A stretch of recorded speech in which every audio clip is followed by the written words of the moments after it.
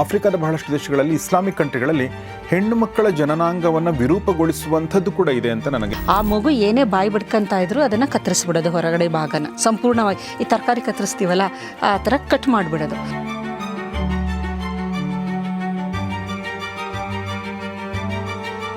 Complete ಹೆಂಗೆ ಅಂದರೆ ಸೆನ್ಸೇಷನ್ನೇ ಇರಬಾರ್ದು ಅನ್ನೋ ಥರ ಮಾಡಿಡುವಂಥದ್ದು. ಇದರಿಂದ ಏನಾಗುತ್ತೆ ಅಂತಂದರೆ ನರ್ವ್ ಎಂಡಿಂಗ್ ಕಟ್ಟಾದರೆ ಅವ್ರಿಗೆ ಲೈಂಗಿಕ ಆಸಕ್ತಿ ಇರೋದಿಲ್ಲ.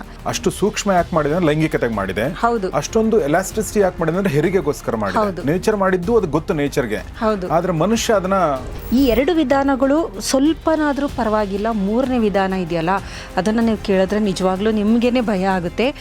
ಇದೇನು ಮಾಡ್ತಾರೆ ಅಂದರೆ ಹೊರ ಜನನೇಂದ್ರಿಯನ ಹೊಲಿದು ಬಿಡ್ತಾರೆ. ಸಣ್ಣ ಒಂದು ತೂತು ಬಿಟ್ಟು ಸಂಪೂರ್ಣವಾಗಿ ಅದನ್ನು ಸ್ಟಿಚ್ ಮಾಡಿಬಿಡೋದು. ಏನಕ್ಕೆ ಮಾಡ್ತಾರೆ? ಮುಖ್ಯ ಉದ್ದೇಶ ಅಂದರೆ ಹೆಣ್ಣು ಮಕ್ಕಳು ಮದುವೆ ಆಗುವವರೆಗೂ ಬೇರೆ ಯಾವ ಪರಪುರುಷನ ಜೊತೆ. ನಮ್ಮಲ್ಲಿ ಎಲ್ಲದಕ್ಕೂ ಪ್ರಶ್ನೆ ಮಾಡ್ತೀವಿ, ಹಣೆಗೆ ಯಾಕೆ ಇಟ್ಕೋಬೇಕು, ಬಳೆ ಯಾಕೆ ಹಾಕೋಬೇಕು ಅಲ್ಲ, ಇದು ಇಷ್ಟು ಸಣ್ಣದಕ್ಕೆ ರೆಬೆಲ್ ಆಗಿಬಿಡ್ತೀವಿ ನಾವು.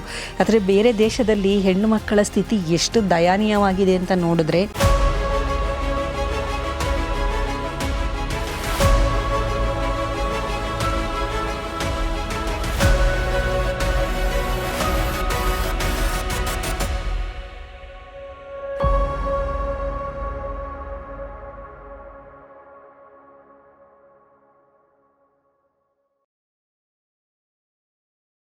ಸ್ನೇಹಿತರೆ ನಮಸ್ಕಾರ. ಗೌರಿ ಶಕ್ಕಿ ಸ್ಟುಡಿಯೋದ ವಿಶೇಷ ಕಾರ್ಯಕ್ರಮ ಫ್ಯಾಮಿಲಿ ಡಾಕ್ಟರ್, ನಿಮಗೆಲ್ಲ ಆತ್ಮೀಯ ಸ್ವಾಗತ. ನಾನು ಗೌರಿ ಶಕ್ಕಿ. ನಮ್ಮೊಂದಿಗಿದ್ದಾರೆ ಮೈಸೂರು ಯೂನಿವರ್ಸಿಟಿಯ ಡಿಪಾರ್ಟ್ಮೆಂಟ್ ಆಫ್ ಜೆನೆಟಿಕ್ಸ್ ಮತ್ತು ಜೊನೊಮಿಕ್ಸ್ ಈ ಒಂದು ವಿಭಾಗದ ಮುಖ್ಯಸ್ಥೆ ಆಗಿರುವಂಥ ಪ್ರೊಫೆಸರ್ ಮಾಲಿನಿ ಎಸ್ ಸುತ್ತೂರ್ ಅವರು. ಬನ್ನಿ ಅವ್ರನ್ನ ಸ್ವಾಗತಿಸೋಣ. Madam, welcome to the show. ನಮಸ್ತೆ. ಇವತ್ತು ನಾನು ಭಾಳ ಒಂದು ವಿಶಿಷ್ಟವಾದ, ಸ್ವಲ್ಪ ವಿಚಿತ್ರವಾದ ಪದ್ಧತಿಯ ಬಗ್ಗೆ ಮಾತಾಡೋಕ್ಕೆ ಹೊರಟಿದ್ದೀನಿ. ಮೇಲ್ನೋಟಕ್ಕೆ ಇದು ಯಾಕೆ ಹೀಗೆ ಅಂತ ಅನ್ನೋ ಪ್ರಶ್ನೆ ಬರುತ್ತೆ. ಅದು ಯಾವುದು ಅಂದರೆ, ನಮ್ಮ ಭಾರತದಲ್ಲಿ, ನನಗೆ ಗೊತ್ತಿರುವಂಥದ್ದು ಭಾರತದಲ್ಲಿ, ಹಿಂಗೆ ನಮ್ಮ ಭಾರತದಲ್ಲಿ ನಾವು ಇಸ್ಲಾಂ ಜನಾಂಗದ ಗಂಡು ಮಕ್ಕಳ ಶಿಶ್ನದ, ಅವರ ಜನನಾಂಗದ ಮುಂದೊಗಲನ್ನು ಕಟ್ ಮಾಡುವಂಥ ಪದ್ಧತಿ ಬಗ್ಗೆ ಕೇಳಿದ್ದೀವಿ. ಅದು ಎಲ್ರಿಗೂ ಭಾಳಷ್ಟು ಜನರಿಗೆ ಗೊತ್ತಿದೆ ಅಂತ ಗೊತ್ತಿರುವಂಥದ್ದು.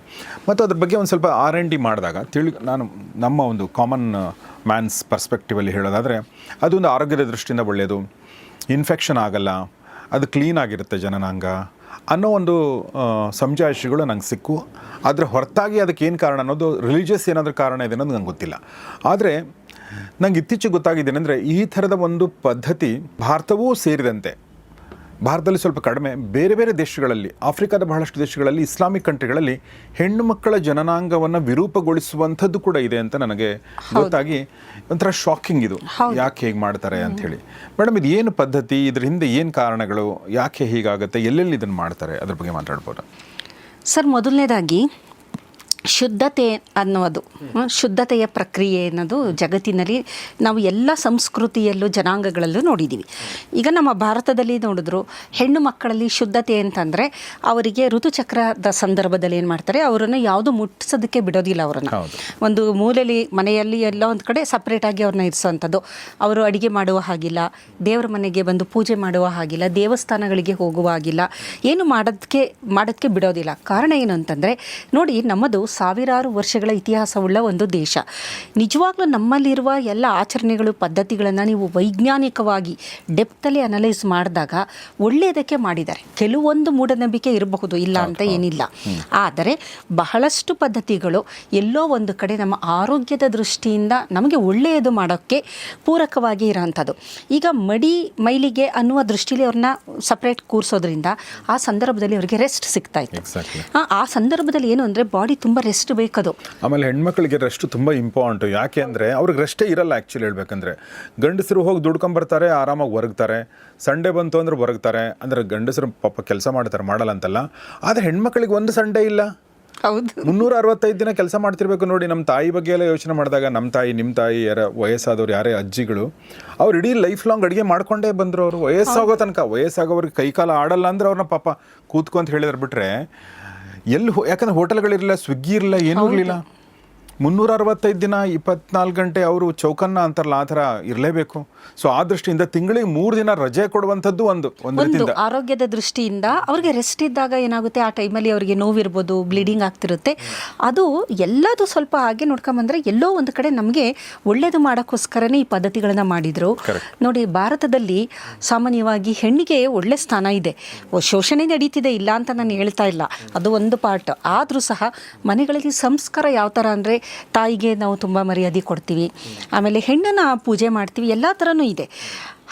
ಅದಕ್ಕೆ ಕಂಪೇರ್ ಮಾಡಿದ್ರೆ ಜಗತ್ತಿನ ಬೇರೆ ಬೇರೆ ರಾಷ್ಟ್ರಗಳಿಗೆ ಹೋಲಿಸಿದ್ರೆ ನಿಜವಾಗಲೂ ನನಗೆ ಭಾರತೀಯಳು ಅಂತ ನನಗೆ ಯಾವಾಗಲೂ ಹೆಮ್ಮೆ ಆಗುತ್ತೆ, ನನಗೆ ಯಾವಾಗಲೂ ಸಂತೋಷ. ಇದು ಭಾಳ ಇಂಪಾರ್ಟೆಂಟ್ ಮೇಡಮ್ ಇದು. ಯಾಕೆಂದರೆ ನಾವು ಈಗ ಅಂದರೆ ನೀವು ಹೇಳಿದಂಗೆ ಶೋಷಣೆ, ಆಮೇಲೆ ಅತ್ಯಾಚಾರ, ಅನಾಚಾರಗಳೆಲ್ಲವೂ ನಡೀತಿಲ್ಲ ಅಂತೇಳಿ ಈಗಲೂ ನಡೀತಾ ಇವೆ, ಹಿಂದೆನೂ ನಡೆದಿವೆ, ಇನ್ನೂ ಕಿರಾತಕರಿರೋ ತನಕ ನಡೀತಾ ಇರ್ತವೆ. ಆದರೆ ಅದರ ಹೊರತಾಗಿ ಕೂಡ ಬೇರೆ ದೇಶಗಳು ಕಂಪೇರ್ ಮಾಡಿದರೆ ನಮ್ಮ ಭಾರತದ ಹೆಣ್ಮಕ್ಳು ಭಾಳ ಸುರಕ್ಷಿತವಾಗಿದ್ದಾರೆ, ಮರ್ಯಾದೆ ಇದೆ. ಮತ್ತು ನಮ್ಮಲ್ಲಿ ಈ ಪದ್ಧತಿನ ನಾನು ಹೇಳ್ತೀನಿ, ನಿಜವಾಗ್ಲೂ ಅದನ್ನ ನೆನೆಸ್ಕೊಂಡ್ರೆ ಸೀತೆಗೆ ಅಗ್ನಿ ಪರೀಕ್ಷೆ ಅಂತ ನಾವು ಹೇಳ್ತೀವಿ ಅಷ್ಟೇ. ಆದರೆ ಈಗ ನಾನು ಯಾವುದನ್ನು ಈ ಒಂದು ಹೆಣ್ಣು ಮಕ್ಕಳ ಹೊರ ಜನನೇಂದ್ರಿಯಗಳನ್ನು ವಿಕೃತಗೊಳಿಸೋದಿದೆಯಲ್ಲ, ಅದು ಕೇಳಿದ್ರೆ ಇಡೀ ಎಲ್ಲ ಹೆಣ್ಣು ಮಕ್ಕಳು ಸೀತೆಗಳೇ. ಅಲ್ಲಿ ಅವರನ್ನು ಶುದ್ಧೀಕರಣಗೊಳಿಸೋದು, ಅವರ ಒಂದು ವರ್ಜಿನಿಟಿನ ಟೆಸ್ಟ್ ಮಾಡೋದು, ಇದಕ್ಕೋಸ್ಕರನೇ ಮಾಡಿರುವಂಥದ್ದು. ಮುಖ್ಯವಾಗಿ ಶುದ್ಧತೆಯ ಹೆಸರಿನಲ್ಲಿ ಹೆಣ್ಣು ಮಕ್ಕಳನ್ನು ಕಂಟ್ರೋಲಲ್ಲಿ ಮಾಡುವಂತಹ ಕ್ರಿಯೆ ಇದು ಧರ್ಮದ ಆಚರಣೆಯಲ್ಲಿ ಮಾಡ್ತಾ ಇರೋದವರು, ಧರ್ಮದ ಆಚರಣೆಯಲ್ಲಿ ಮಾಡ್ತಾ ಇದ್ದಾರೆ. ಅದ್ರ ಹಿಂದೆ ನಾವು ಏನು ಯಾವ ಕಾರಣದಿಂದ ಮಾಡ್ತಿದ್ದಾರೆ ಅಂತಂದರೆ, ಶುದ್ಧತೆ ಇದು ಏನೂ ಅಲ್ಲ, ಹೆಣ್ಣು ಮಕ್ಕಳು ಲೈಂಗಿಕ ಆಸಕ್ತಿಯನ್ನು ಹೊಂದಲೇಬಾರ್ದು, ಆಮೇಲೆ ಹೆಣ್ಣು ಮಕ್ಕಳು ಪರಪುರುಷನನ್ನು ನೋಡಲೇಬಾರ್ದವರು, ಆಮೇಲೆ ಲೈಂಗಿಕತೆಯನ್ನು ಅನುಭವಿಸಲೇಬಾರ್ದು. ಈ ಥರ ನೋಡಿ, ಇದು ಎಷ್ಟು ವಿಕೃತ ಅಂದರೆ ಹೆಣ್ಣು ಮಕ್ಕಳು ಒಂದು ಕಮಾಡಿಟಿ. ಅದು ಒಂದು ಸೋಫಾ, ಒಂದು ಫ್ರಿಡ್ಜ್, ಒಂದು ಫ್ಯಾನು, ಈ ಥರ ಅಂದರೆ ನಮ್ಮ ಸುಖಕ್ಕೆ ಯಾವ ಥರ ನಾವು ವಸ್ತುಗಳನ್ನು ಇದು ಮಾಡ್ತೀವಿ. ಹೆಣ್ಣು ಅಂದರೆ ವಸ್ತುನೇ, ಅದು ಅವರ ದೃಷ್ಟಿಲಿ ವಸ್ತು ಬಿಟ್ಟರೆ ಅವಳು ಏನೂ ಅಲ್ಲ. ಅವಳಿರೋದು ಏನಕ್ಕೆ ಅಂದರೆ ಮಕ್ಕಳನ್ನು ಹೆರೋದಕ್ಕಷ್ಟೇ. ಅದನ್ನೆಲ್ಲ ಹೋಲಿಸಿದ್ರೆ ನಮ್ಮಲ್ಲಿ ಆ ಥರ ಅಷ್ಟೊಂದು ದಿನಾಯವಾದ ಪರಿಸ್ಥಿತಿ ಖಂಡಿತ ಇಲ್ಲ. ತಾಯಿಗೆ ಮರ್ಯಾದೆ ಇದೆ, ಹೆಂಡತಿ ಮಾತನ್ನು ಕೇಳದೆ ಇರೋ ಗಂಡಸು ಯಾರೂ ಇಲ್ಲ, ಈ ಥರದ್ದೆಲ್ಲ ನಾವು ನೋಡ್ತೀವಿ. ಹಾಗಾದರೆ ಇದು ಏನು ಪ್ರೋಸೆಸ್ ಅಂದರೆ, ಹೆಣ್ಣು ಮಕ್ಕಳ ಹೊರ ಜನನೇಂದ್ರಿಯವನ್ನು ಬಾಲ್ಯದಲ್ಲಿ ಅದನ್ನು ವಿರೂಪಗೊಳಿಸೋದು, ಕತ್ತರಿಸೋದು, ಪಿಯರ್ಸ್ ಮಾಡೋದು, ಸ್ಕ್ರ್ಯಾಪ್ ಮಾಡೋದು, ಚುಚ್ಚೋದು, ಇಂಥದ್ದೆಲ್ಲ ಮಾಡ್ತಾಯಿದ್ರು. ಇಂದು ಸಹ ಪದ್ಧತಿ ಜಾರಿಯಲ್ಲಿದೆ, ಸ್ವಲ್ಪ ಕಡಿಮೆ ಆಗಿದೆ.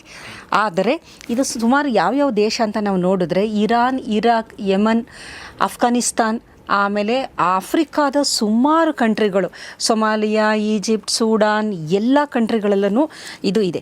ಇದರ ಜೊತೆಗೆ ಇಂಡೋನೇಷ್ಯಾ, ಮಲೇಷ್ಯಾ, ಪಾಕಿಸ್ತಾನ್ ಮತ್ತು ಇಂಡಿಯಾದಲ್ಲಿ ತುಂಬ ಕಡಿಮೆ ಇದು. ಹಾಗಾಗಿ ಜಗತ್ತಿನ ಬಹಳಷ್ಟು ಕಂಟ್ರಿಗಳಲ್ಲಿ ಈ ಒಂದು ಪದ್ಧತಿಯನ್ನು ಜಾರಿಯಲ್ಲಿ ಇಟ್ಕೊಂಡಿದ್ದಾರೆ, ಸಂಪೂರ್ಣವಾಗಿ ಹೆಣ್ಣು ಮಕ್ಕಳನ್ನು ನಿಯಂತ್ರಣ ಮಾಡೋದಕ್ಕೋಸ್ಕರ. ಯಾವುದು ನಿಯಂತ್ರಣ ಅಂದರೆ ಅವರ ಲೈಂಗಿಕತೆಯನ್ನು, ಲೈಂಗಿಕ ಆಸಕ್ತಿಯನ್ನು ಸಂಪೂರ್ಣವಾಗಿ ನಿಯಂತ್ರಣ ಮಾಡೋದು. ಇಲ್ಲಿ ಈ ಪದ್ಧತಿ ಯಾವ ಥರ ಮಾಡ್ತಾರೆ ಅಂದರೆ, ಹದಿಹರೆಯಕ್ಕೆ ಬರುವಂತಹ ಮಕ್ಕಳು, ಹದಿಹರೆಯ ಅಂದರೆ ಒಂದು 10-12 ವರ್ಷನೇ ಅಂಥ ಹೆಣ್ಣು ಮಕ್ಕಳ ಹೊರ ಜನನೇಂದ್ರಿಯದಲ್ಲಿ ಹೊರಭಾಗದ ಕ್ಲಿಟೋರಿಯಸ್ ಅಂತ ಕರಿತೀವಿ. ಈ ಕ್ಲಿಟೋರಿಯಸ್ ಭಾಗದಲ್ಲಿ ಏನಿರುತ್ತೆ ಅಂದರೆ, ಸುಮಾರು 8,000 ನರ್ವ್ ಎಂಡಿಂಗ್ಗಳಿರುತ್ತಲ್ಲಿ. ದೇಹದ 8,000 ನರ್ವ್ಸ್ಗಳೇನಿದೆ ಅದ್ರ ಎಂಡ್ ಆಗೋದು ಅಲ್ಲಿ. ಅದು ತುಂಬ ಸೂಕ್ಷ್ಮವಾದ ಜಾಗ, ಅದು ಉದ್ರೇಕಗೊಳ್ಳುವಂತಹದ್ದು ಸೂಕ್ಷ್ಮವಾದ ಜಾಗ ಅಂತ ಅನ್ಬೋದು.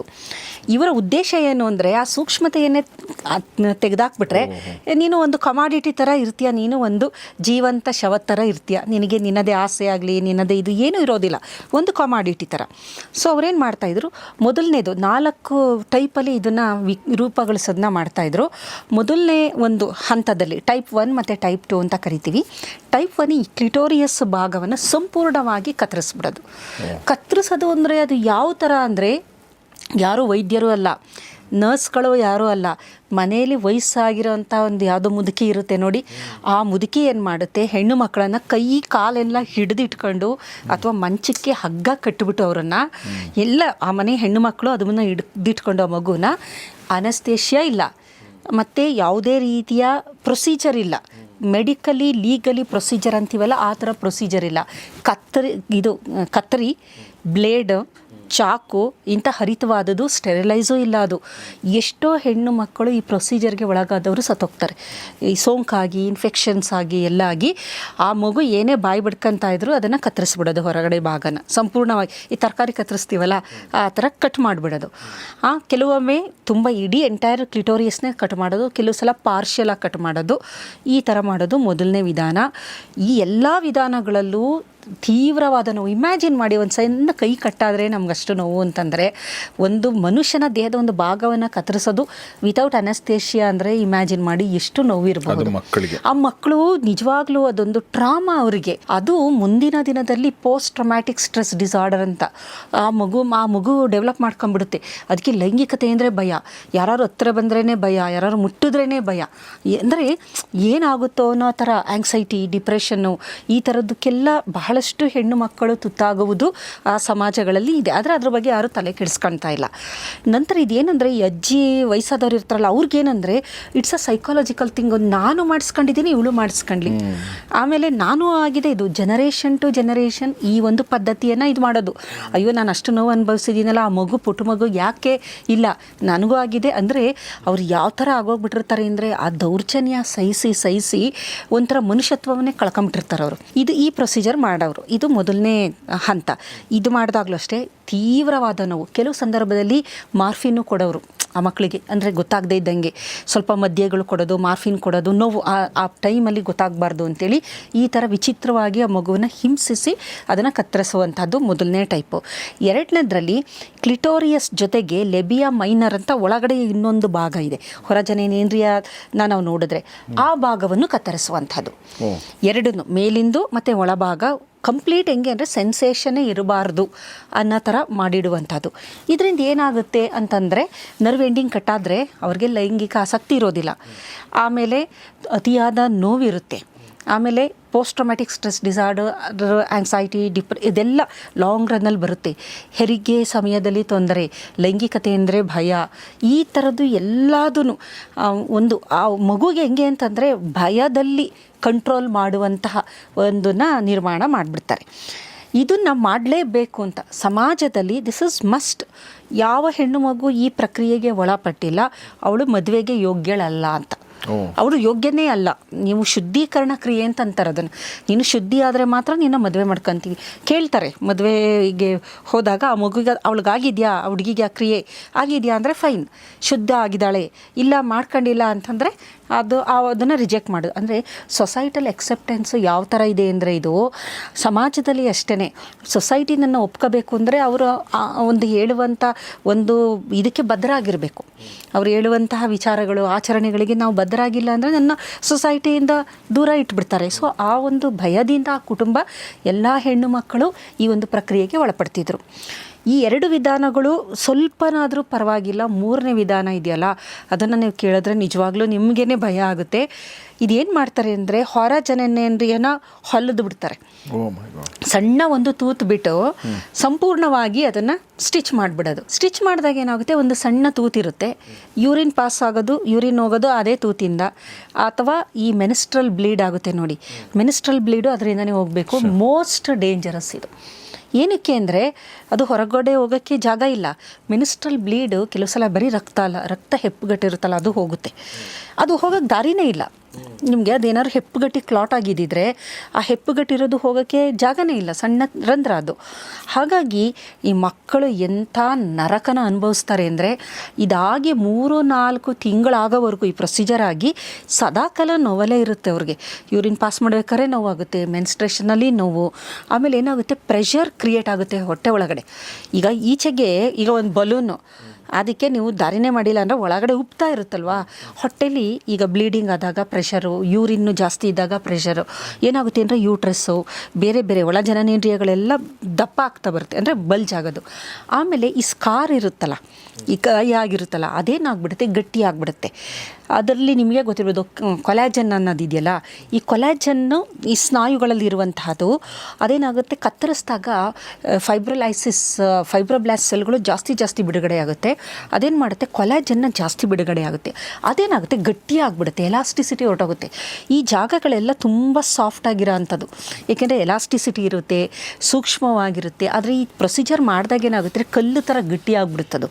ಈ ಕಲ್ಲು ಥರ ಗಟ್ಟಿ ಆದಾಗ ಹೆರಿಗೆ ಆಗುವ ಸಂದರ್ಭದಲ್ಲಿ ಎಲಾಸ್ಟಿಸಿಟಿ ಇರೋದಿಲ್ಲ. ಎಸ್, ನಾನು ಅದನ್ನೇ ಹೇಳ್ಬೇಕು. ನೇಚರ್ ಯಾಕೆ ಅದನ್ನ ಹಂಗೆ ಮಾಡಿದೆ ಅಂದರೆ ಅದನ್ನ ಹೆರಿಗೆಗೆ ಅಂತ ಗೊತ್ತು ನೇಚರ್ಗೆ. ಹೌದು. ಅಷ್ಟು ಸೂಕ್ಷ್ಮ ಯಾಕೆ ಮಾಡಿದೆ ಅಂದ್ರೆ ಲೈಂಗಿಕತೆಗೆ ಮಾಡಿದೆ. ಹೌದು. ಅಷ್ಟೊಂದು ಎಲಾಸ್ಟಿಸಿಟಿ ಯಾಕೆ ಮಾಡಿದೆ ಅಂದ್ರೆ ಹೆರಿಗೆಗೋಸ್ಕರ ಮಾಡಿದೆ. ನೇಚರ್ ಮಾಡಿದ್ದು ಅದು ಗೊತ್ತು ನೇಚರ್ಗೆ. ಹೌದು. ಆದ್ರೆ ಮನುಷ್ಯ ಅದನ್ನ ಈ ತರ ಮಾಡಿ ಮ್ಯಾನಿಪುಲೇಷನ್, ಇದು ಶುದ್ಧತೆ ಅಂತ ಅಂದ್ಬಿಟ್ಟು ಮ್ಯಾನಿಪುಲೇಟ್ ಮಾಡ್ತಾ ಇರೋದು.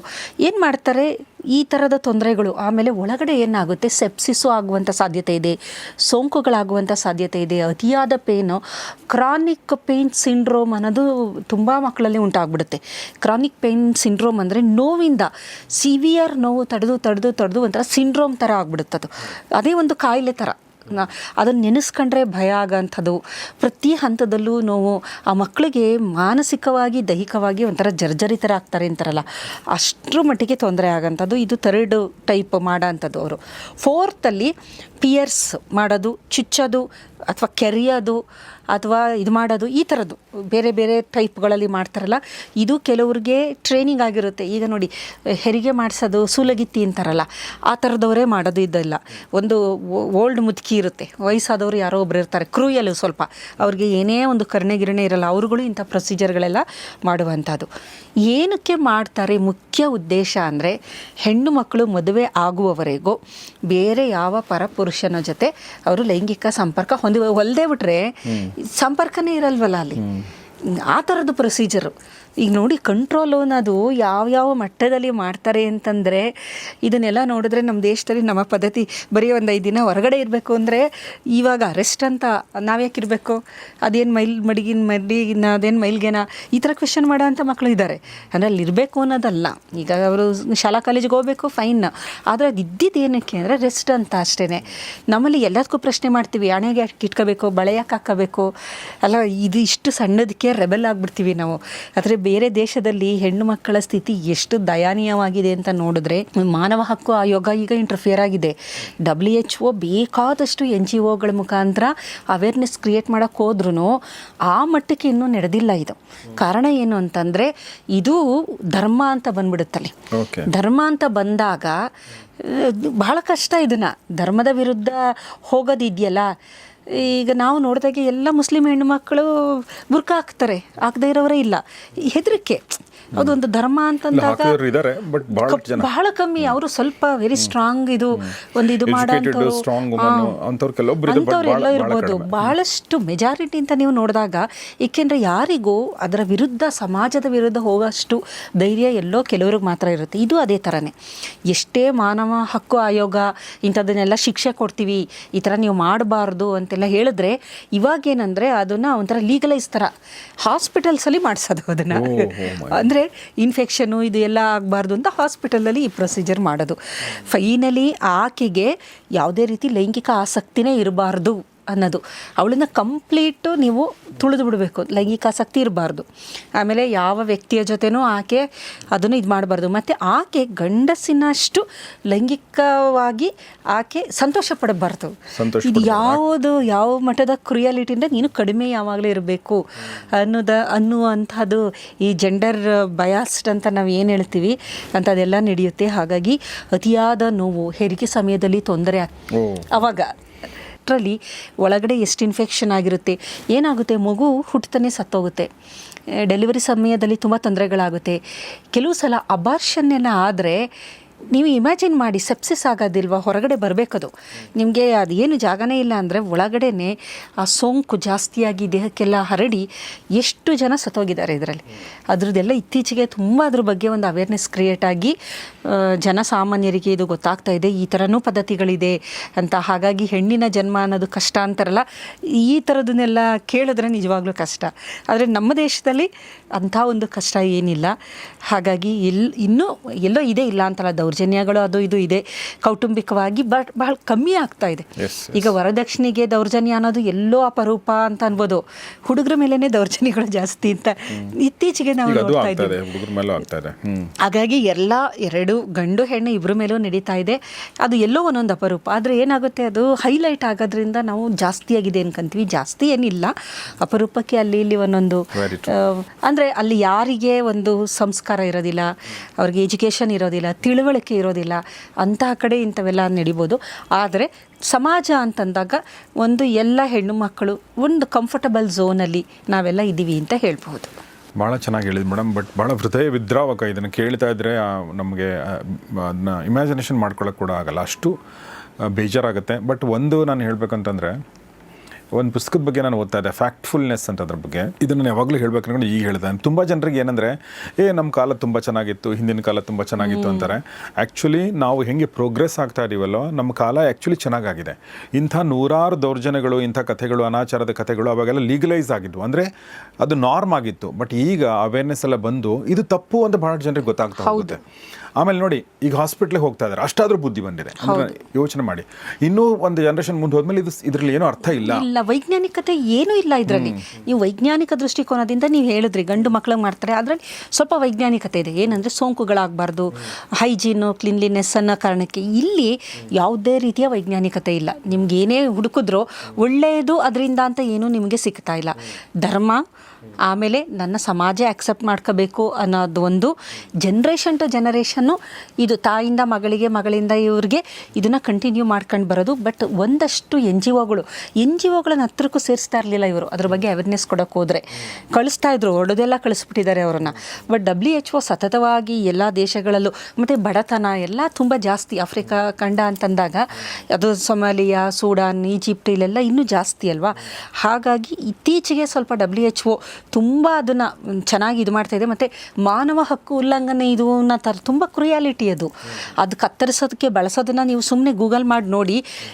ಚಾಕುಗಳು, ಆಮೇಲೆ ಕುಡಲು, ಮನೇಲಿ ತರಕಾರಿ ಕಟ್ ಮಾಡ್ತಾರಲ್ಲ ಅಂಥದ್ರಲ್ಲೆಲ್ಲ ಅದನ್ನು ವಿತೌಟ್ ಅದನ್ನು ಸ್ಟೆರಿಲೈಸ್ ಮಾಡದೆ ಬಳಸಿ ಬೇಕಾದಷ್ಟು ಮಕ್ಕಳು ಸತ್ತೋಗ್ತಾಯಿದ್ರು. ಸೋಂಕು ಇನ್ಫೆಕ್ಷನ್ಸ್ಗಳಾಗಿ, ಟೆಟಾನಸ್ಗಳು ಇದಾಗುತ್ತಲ್ಲ, ಆ ಥರದ್ದೆಲ್ಲ ತೊಂದರೆಗಳಾಗಿ. ಬಟ್ ಇವಾಗ ಅದರದ್ದು ಪ್ರಮಾಣ ಕಡಿಮೆ ಆಗಿದೆ. ನೀವು ಹೇಳಿದಾಗೆ ಮುಂದೊಂದು ದಿನ ಅಲ್ಲೂ ಸಹ ಇದನ್ನೆಲ್ಲ ಸಂಪೂರ್ಣವಾಗಿ ನಿಷೇಧ ಮಾಡುವಂಥ ಸ್ಥಿತಿ ಬರಬಹುದು. ಈಗ ನೋಡಿ, ಹಿಂದೂ ಸಮಾಜದಲ್ಲಿ ನಾನು ನೋಡಿದಂಗೆ ಬುರ್ಖಾ ಪದ್ಧತಿ ನಮ್ಮಲ್ಲೂ ಇತ್ತು. ಅಂದರೆ ಎಲ್ಲರೂ ಹಾಕೋತಿರ್ಲಿಲ್ಲ. ಕೆಲವೊಂದು ತುಂಬ ಪ್ರತಿಷ್ಠಿತ ಮನೆತನಗಳ ಹೆಣ್ಮಕ್ಳಿಗೆ ಬುರ್ಖಾ ಅಂತಲ್ಲ, ಅದು ಘೋಷಾ ಪದ್ಧತಿ ಅಂತಿದ್ರು, ಮುಖನ ಮುಚ್ಕೊಳ್ತಿದ್ರು, ಈ ಥರದ್ದು. ಆಮೇಲೆ ನಮ್ಮ ರಾಜಸ್ಥಾನದಲ್ಲಿ ರಾಜ ಮನೆತನದ ಹೆಣ್ಮಕ್ಳ ಮುಖನ ಕಾಣಬಾರ್ದು, ಈ ಥರದ್ದೆಲ್ಲ ಇತ್ತು. ನೋಡಿ ಅದು ಹೆಂಗೆ ಹೋಗಿದೆ ಅಂತಂದರೆ, ಅಂದರೆ ಹಿಂಗಿತ್ತ ಅಂತ ಅನಿಸುತ್ತೆ ನನಗನ್ಸುತ್ತೆ. ಈಗಲೂ ಯಾರು ಆ ಥರ ಬುರ್ಖಾ ಅಥವಾ ಈ ಥರದ್ದು ಮಾಡ್ತಾ ಇದ್ದಾರೆ, ಮುಂದೆ ಅವ್ರ ಮೊಮ್ಮಕ್ಕಳು ಕೇಳ್ತಾರೆ, ನಿಮ್ಗೆ ಹಿಂಗೆಲ್ಲ ಇತ್ತಾ ಅಂತೇಳಿ. ಖಂಡಿತ. ಇಷ್ಟೆಲ್ಲ ನೀವು ಹಿಂದುಳಿದಿದ್ರ ಅಂತೆ ಅಲ್ವಾ. ಇದು ಇದು ಇದು ಈಗ ನೀವು ಹೇಳಿದಾಗ ನನಗೆ ಇನ್ನೊಂದು ಜ್ಞಾಪಕ ಬಂತು. ಅತ್ತೆ ಅಳಿಯನ ಮುಖ ನೋಡ್ತಾ ಇರಲಿಲ್ಲ ಒಂದಷ್ಟು ಜನರೇಷನ್ ಹಿಂದೆ. ಅಳಿಯನ ಮುಖ ಅತ್ತೆ ನೋಡಲ್ಲ. ಅಳಿಯ ಬಂದಿದ ತಕ್ಷಣ ಅತ್ತೆ ನೀವು ಹೇಳ್ದಂಗೆ ಪೂರ ಇದಾಕೊಳ್ಳೋದು. ಅಳಿಯ ಅಲ್ಲಿ ಬಂತು ಅಂದರೆ ಓಡೋಗ್ಬಿಡೋದು. ಅಳಿಯ ಅತ್ತೆ ಮುಖ ನೋಡೇ ಇಲ್ಲ. ಈ ಥರದವ್ರು ನೋಡಿದ್ದೀನಿ ನಾನು. ನನಗೆ ನೋಡಿ ಫನ್ನಿ ಅನ್ಸೋದು, ನಗು ಬರೋದು. ವಯಸ್ಸಾಗಿರುತ್ತೆ ಅವ್ರಿಗೆ, ಅಜ್ಜಿನೂ ಅವ್ರ ಅಳಿಯನ್ನ ಅವರು ನೋಡಲ್ಲ. ಅಳಿಯನ ಮುಖ ನೋಡಬಾರ್ದು. ಎಂಥ ಫನ್ನಿ ಟೈಮ್ ಅಂತ, ಫನ್ನಿ ಟೈಮ್ಸ್. ಆಮೇಲೆ ಅಂದರೆ ನಮ್ಮ ಉತ್ತರ ಕರ್ನಾಟಕದಲ್ಲಿ ಕೂಡ ಸೆರಗು ಹಾಕೊಳ್ಳೋದೊಂದು ಒಂದು ಗೌರವ ಸೂಚಕ ಆ ಥರದೊಂದು ಪದ್ಧತಿ ಈಗಲೂ ಇದೆ, ಈವರೆಗೂ ಇತ್ತು. ಅಂದರೆ ಸೆರಗು ಮುಖ ಕಾಣುತ್ತೆ, ಸೆರಗು ಮಾತ್ರ ಹಾಕ್ಕೊಳ್ಬೇಕು ಅಂಥೇಳಿ. ಸೆರಗು ಹಾಕ್ಕೊಳ್ಳದೆ ಇಲ್ಲಿ ಹೆಗಲ್ ಮೇಲೆ ಹಾಕೊಂಡ್ಬಿಟ್ರೆ ಸ್ವಲ್ಪ ಅವರು ದಿಟ್ಟೆ ಅನ್ನೋ ಥರದ್ದು ಇತ್ತು. ಈಗ ಹಂಗಿಲ್ಲ, ಈಗ ಆಲ್ರೆಡಿ ಅದು ಹೋಗಿದೆ, ಈಗ ನಾರ್ಮಲ್ ಆಗಿದೆ. ಸೆರಗು ಹಾಕೊಳ್ಳೋರೆ ಈಗ ಸ್ವಲ್ಪ ಹಿಂದುಳಿದವ್ರು ಅನ್ನೋ ಥರ ಆಗ್ಬಿಟ್ಟಿದೆ. ಈಗ ನಾರ್ಮಲ್ ಆಗಿ ಎಲ್ಲ ಅಕ್ಕ ತಂಗಿ, ಅಣ್ಣ ತಮ್ಮ, ಎಲ್ಲ ಅಳಿಯಂದ್ರು, ಸೊಸೆಯಂದ್ರು ಎಲ್ಲರೂ ಕೂಡ ಯಾರು ಸೆರಗನ್ನು ಮುಚ್ಕೊಂಡು ಯಾರು ಕೂತ್ಕೊಳ್ಳಲ್ಲ, ಎಲ್ಲ ನಾರ್ಮಲ್ ಆಗಿರ್ತಾರೆ. It has become normal. ನನ್ನ ಮಾತಿನ ಉದ್ದೇಶ ಏನಂದರೆ, ಕೆಲವೊಂದು ಕೆಟ್ಟ ವಿರೂಪ ಪದ್ಧತಿಗಳು, ಮೂಢನಂಬಿಕೆಯ ಪದ್ಧತಿಗಳು ಎಲ್ಲ ಜನಾಂಗದಲ್ಲೂ, ಎಲ್ಲ ಧರ್ಮದಲ್ಲೂ ಇರ್ತವೆ. ಎಷ್ಟು ಬೇಗ ಅದರಿಂದ ಹೊರಗಡೆ ಬರ್ತೀವಲ್ವ ಅಷ್ಟು ಒಳ್ಳೆಯದು. ಖಂಡಿತ. ಅಷ್ಟೇ ನಾನು ಹೇಳಕ್ಕೆ ಇಷ್ಟಪಡೋದು. ಇಲ್ಲಿ ಅಂದರೆ ಯಾವ ಒಂದು ಧರ್ಮದ ಬಗ್ಗೆ ಮಾತಾಡ್ತಾ ಇಲ್ಲ ನಾವು, ಎಲ್ಲದರಲ್ಲೂ ಇತ್ತು. ಆದರೆ ಕೆಲವೊಂದು ಅದನ್ನು ಉಳಿಸ್ಕೊಂಡು ಹೋಗ್ತಾ ಇದೆಯಲ್ಲ, ಅದು ಆಗಬಾರ್ದು ಅನ್ನೋದು ಉದ್ದೇಶ. ಉಳಿದಂಗೆ ಅವರವರ ಧರ್ಮ ಗುರುಗಳಿಗೆ, ಆ ಧರ್ಮದ ಹಿರಿಯರಿಗೆ ಬಿಟ್ಟದ್ದು. ಹೌದು. ಓಕೆ, ಥ್ಯಾಂಕ್ ಯು ಮೇಡಮ್, ನನ್ನ ಜೊತೆ ಇಷ್ಟೊತ್ತು ಮಾತಾಡಿದ್ರಿ. ಸೊ ಅಷ್ಟು ಹೇಳ್ತಾ ಇವತ್ತಿನ ಎಪಿಸೋಡ್ ಮುಗಿಸ್ತಾ ಇದ್ದೀನಿ. ನಿಮ್ಮ ಅನಿಸಿಕೆಗಳನ್ನ ದಯವಿಟ್ಟು ಕಮೆಂಟ್ ಬಾಕ್ಸಲ್ಲಿ ತಿಳಿಸಿ. ನೋಡ್ತಾ ಇರಿ ಗೌರಿ ಶಕ್ಕಿ ಸ್ಟುಡಿಯೋ, ನೋಡ್ತಾ ಇರಿ ಒಳ್ಳೆ ಕಾರ್ಯಕ್ರಮಗಳನ್ನ. ನಮಸ್ಕಾರ.